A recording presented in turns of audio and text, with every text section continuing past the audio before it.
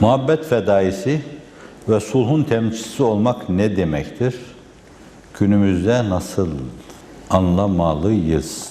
Evet, bu tabir biz muhabbet fedaisiyiz, husumete vaktimiz yok sözü bizim sıkça ve çokça okuduğumuz kitaplarda geçen bir cümledir.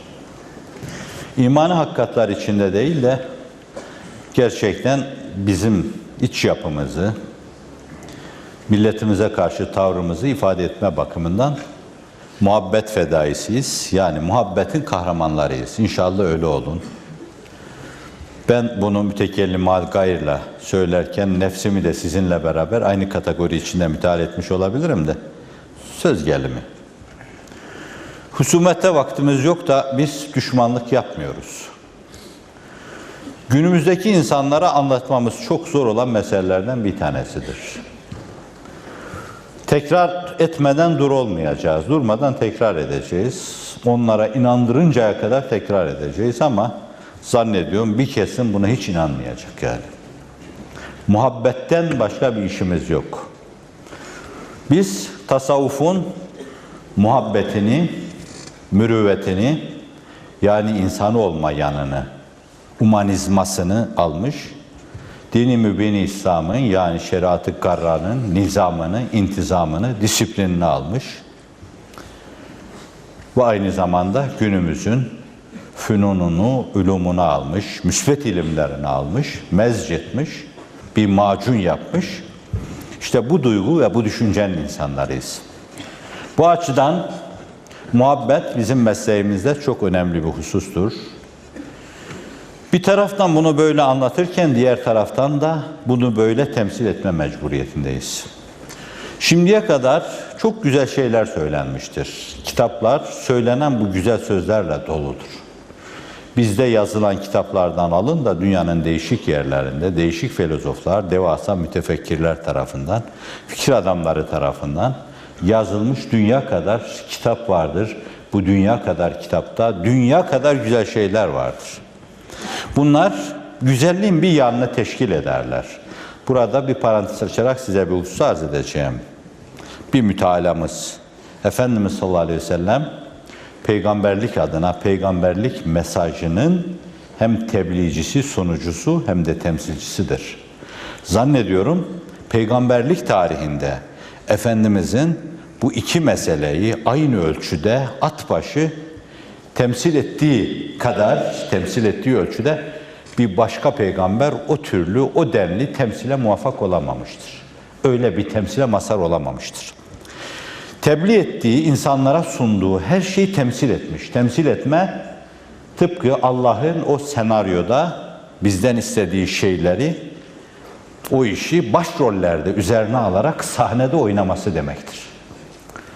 İnanca müteallik meselelerden alın da ibadetle alakalı meselelere kadar, ondan muamelat diyebileceğimiz çarşı pazardaki işlere kadar, ailevi münasebetlere kadar, sosyal münasebetlere kadar, ondan cezaya kadar her şeyi Allah Resulü sallallahu aleyhi ve sellem tebliğinin yanında aynı zamanda yaşamıştır.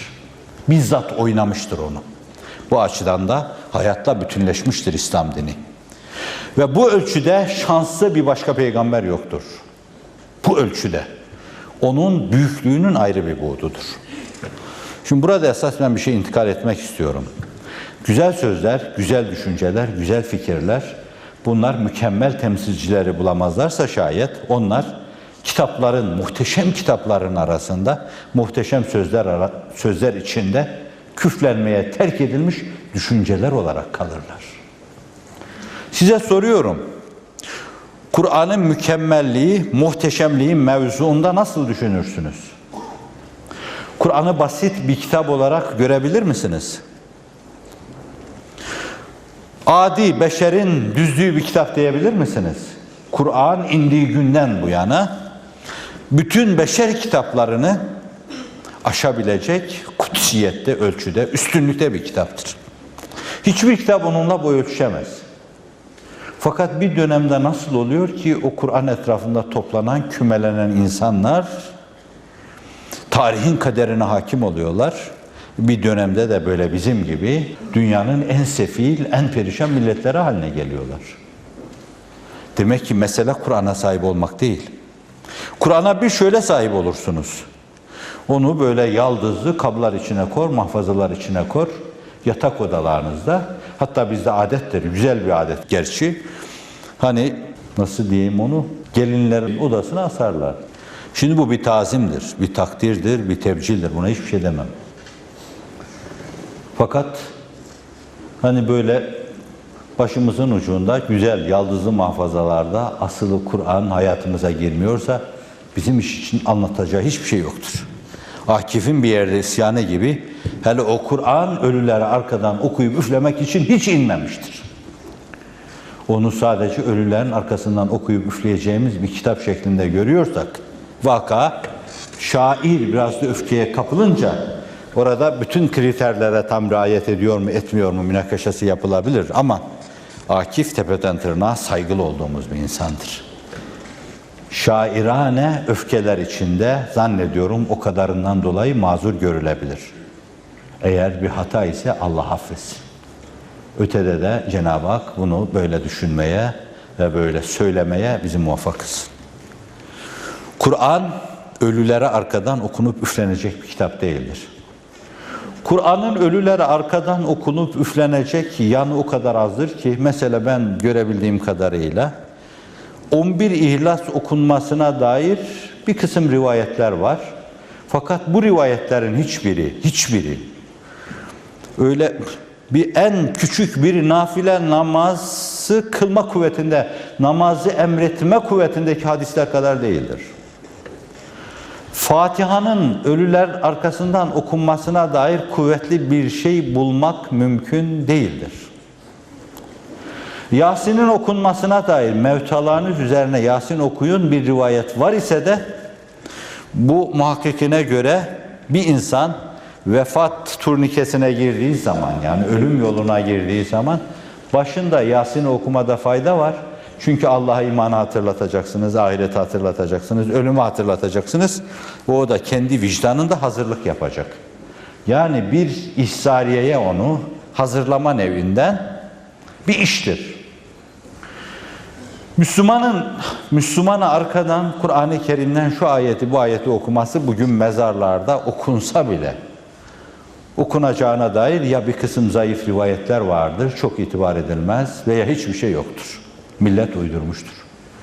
Ama inançla alakalı, ibadet-ü taatla alakalı, Müslümanlığın hayata taşınmasıyla alakalı öyle kuvvetli şeyler vardır ki Kur'an'da ve sünnette.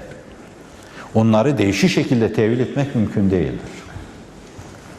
Şimdi Kur'an'ı siz sadece öyle odalarınıza, duvarlara asar, öyle taziz ediyor zannederseniz yanılmış olursunuz bence. Burada bir şey tavsiye edeyim. Ölülere Kur'an okunmaz demek istemiyorum ben. Fakat okunmasını ifade eden kuvvetli bir şey yoktur. Hatta sizin düşüncelerinizi alt üst edebilir bu.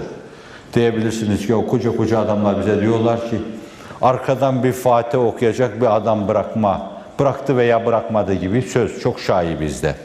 Yani bunun da mı aslı yok? Maalesef onun da aslı yok. Fakat şunun aslı da var, faslı da var.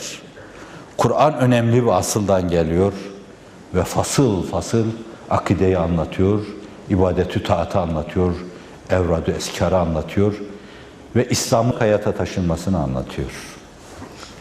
Siz onu öyle sadece ölüleri arkadan okuyup üfleyecek bir kitap halinde gördüğünüz sürece hiçbir şey olmaz. Şimdi ben biraz dağıttım meseleyi zannediyorum. Şuradan çıkış noktamız, girizgahımız şuydu. Yani bir kitap mükemmel olabilir. Kur'an nazil olduğu gündeki mükemmeliyeti bugün de taşıyordur. Fakat nasıl oluyor ki o gün onun etrafında kümelenen insanlar mükemmel bir cemaat teşkil ediyorlar da, bir toplum oluşturuyorlar da biz bunu oluşturamıyor, öyle bir cemaat teşkil edemiyoruz. Demek Kur'an'ı hayata taşıyamıyoruz. Yine çağın insanının dediği gibi Kur'an hayata hayat olmalı ki biz diri olabilelim. Bu açıdan bir şey inanma, kabullenme, hatta onu sunma başka meseledir. Onu temsil etme, yaşama, oynama, O işin aktörlüğünü yapma. Suni manada, artistik manasında değil. Sizin için yazılan o Kur'an senaryosunu Allah'ın emirleri istikametinde çok iyi temsil etme demektir. Ve siz bunu böyle Efendimiz gibi temsil edeceğiniz ana kadar siz bir vadide, Kur'an'da ayrı bir vadide, ayrı ayrı birbirinize hasret gideceksiniz. Fakat ileriye bir adım atamayacaksınız. Türk milletinin kırması gerekli olan fanuslardan, çeperlerden bir tanesi de budur bence. Evet. Bu mükemmel temsil inşallah sizler tarafından olunca, yani mürüvvet insanlarıyız, sevgi insanlarıyız ve Kur'an'ın bu mevzuda sevgi, mürüvvet adına, insanlık adına, humanizma adına her şeyin çok önünde değişik hususlar teklif etmiştir ve bunları bizzat aynı zamanda hayata geçirmiştir. Bunu hayata geçireceğimiz ana kadar işte böyle sözünü etmeye devam edeceğiz. Hulasa edeyim. Biz muhabbet fedaileriyiz inşallah. Dinin bize bu mevzuda teklif ettiği her şeyi hayata geçirecek. Gerçekten bir muhabbeti, sevgiyi, mürüvveti ortaya koyacağız.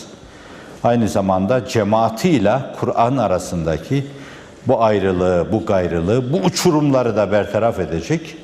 Cemaatiyle Kur'an'ın bütünleşmesini sağlayacak. Ve gerçekten insanlara husumet içinde bulunmadığımızda ortaya koyacağız. Bir diğer zaviyeden iki cümleyle de bu sorunun şu yanını arz edeyim. Günümüzde Müslümanlık bir kısım kesimlerce çok yanlış olarak temsil edildi. Ve bu bizim için de çok dezavantaj oldu. Mesela İran'da temsil edilen Müslümanlık adına dünyanın değişik yerlerinde hizmet eden insanların hizmetini zorlaştırdı. İran'da İslam İnkılabı adına ortaya konan şey, Türkiye'de Müslümanlığa hizmeti zorlaştırdı. Çünkü çok kötü örnek oldular. Başa geçer geçmez subayları astılar, mülkiyecileri hudut dışı ettiler, bakanları ipe çektiler. Orada ceberut bir idare, Fransız ihtilalinde Dantonların, Robespierre'lerin yaptığı aynı mezalimi bir ihtilal havası içinde adına işin inkılap dediler. Yani makul bir değişim manasına inkılap dediler ama her şeyin altını üstüne getirme manasına ihtilalin daniskasını yaşadılar orada ve yaşattılar. Bu ise dünyanın değişik yerlerinde bir kısım kimselerde ürperti uyardı. Biz şu anda İran'daki yanlış tutum ve davranışların ceremesini yaşıyor, riskini yaşıyoruz. Atmosfer hizmet etmeye çok müsaitti. Kimsenin endişesi yoktu. Biz doğru Müslümanlığı temsil edecek, muhabbetle her şeyin üzerine gidecek, bir ölçüde sevgiyi temsil edecek, insanlığı temsil edecek, bir kısım humanistlerin insanlık düşüncesini, istismarını önleyecektik. Oysa ki İranlılar bu da Müslümanlıktır dediler. Tuhaf bir Müslümanlık temsil etti, ortaya koydular. Ve bu bizde bir kısım kimseleri ciddi endişelere sevk etti. Bir taraftan Suudi Arabistan'daki Vehhabi anlayışı, diğer taraftan İran'daki Rafizi anlayışı, bir taraftan Kaddafi'nin bir tuhaf Müslümanlık anlayışı, dünyanın değişik yerlerinde Müslümanlığa hizmeti zorlaştırmıştır. O bakımdan bize daha uzun zaman cehd ve gayret düşüyor ki kendimizi anlatalım, ispat edelim, rüştümüzü ortaya koyalım ve kendimizi inandıralım.